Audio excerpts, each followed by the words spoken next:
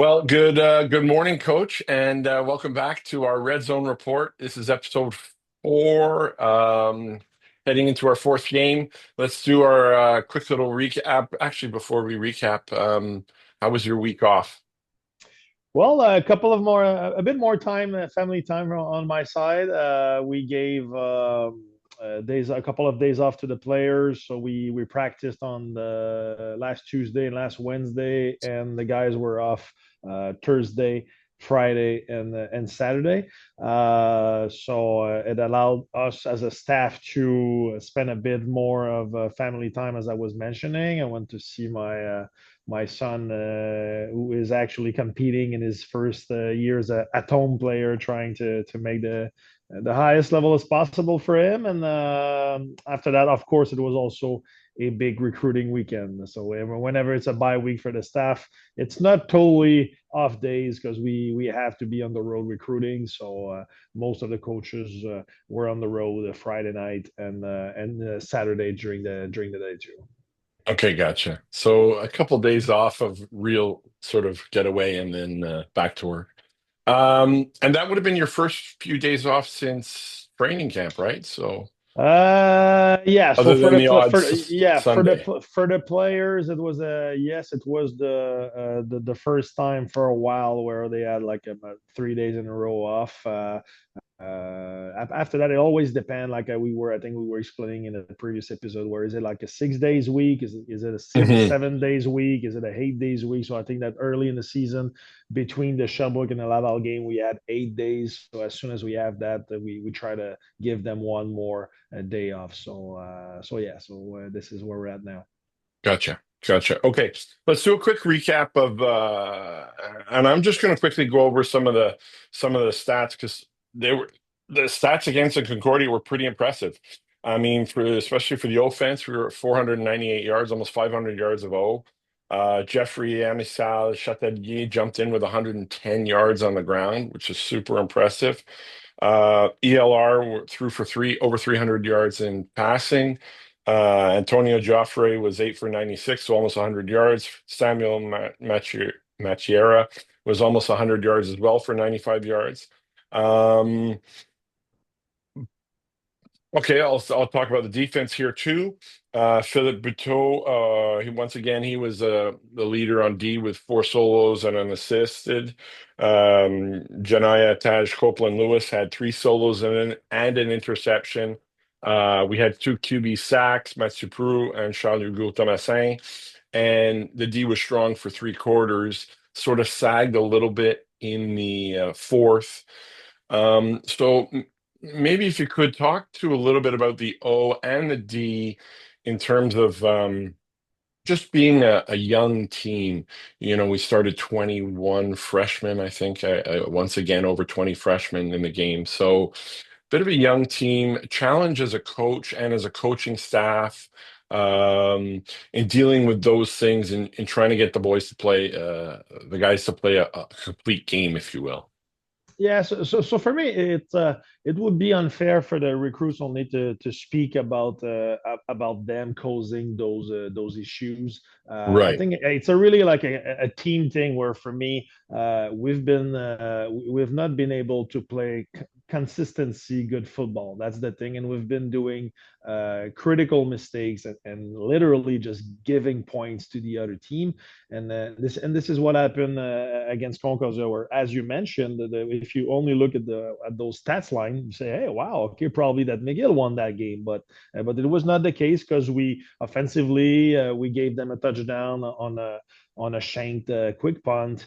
Defensively, we had a busted coverage where we're literally leaving a receiver alone in the end zone for like something like a 50 yards touchdown. And on special teams, we like there's a combination of a couple of things happening on that block field goal, small details like that. So for me here, in 3 plays, it's a 17-point swing, right? So and with it, Concordia is a good team, so we cannot hope to give like 17 points to a team, any team, and hope to win the game in our league, right? The RSEQ is way too good to be able to win games when you give points like that. So, and it's been kind of the main subject of the bye week with the players where I said that, hey guys, we gotta, in my opinion, we gotta play like more type of a loose football, like where we feel that as a team we kind of get nervous a little bit in some crucial moments and everything like that. Now,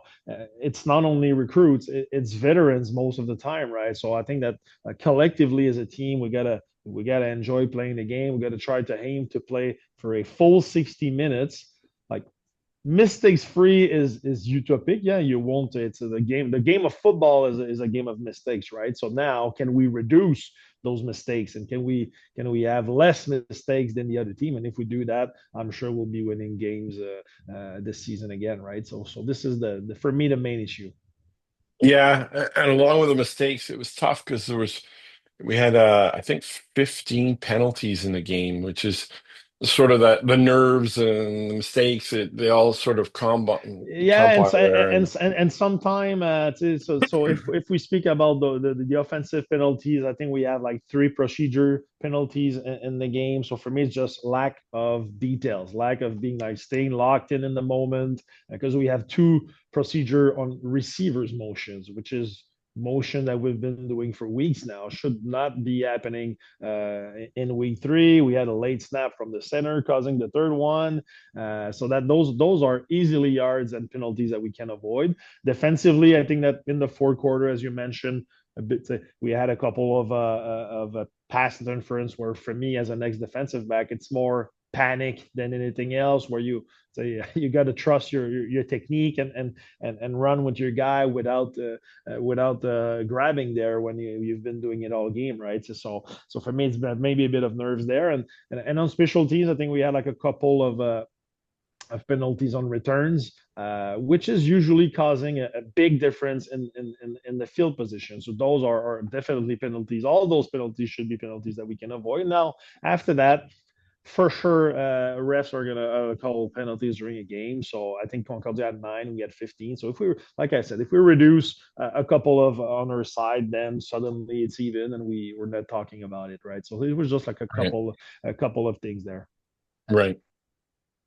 Yeah, yeah. But there was some good news. Mario Delafrane put up 13 total points off of his foot, and 4 or 5 field goals with just a blocked field goal there, Yeah, working out. as I mentioned to Mario after he won the Player of the Week, I said I'm happy for you, Mario, but I like you more when you just do PAT instead of a field goal, right? So for me, it Yeah, also explains like the lack of finish offensively. Like we need to be better in the red zone. It's not been a good season so far in this area. Once again, are we just getting a bit too tight when we're getting there? Because as you saw during the game, like the ball was moving all day, right? So, but when we were approaching that red zone area, then suddenly everything was kind of slowing down a little bit. And sometimes it's also just a bit of bad luck. So the Antonio Joffre had a touchdown that was declared incomplete pass by the referee. It was really like a bang bang play, a very very tight call for the ref. So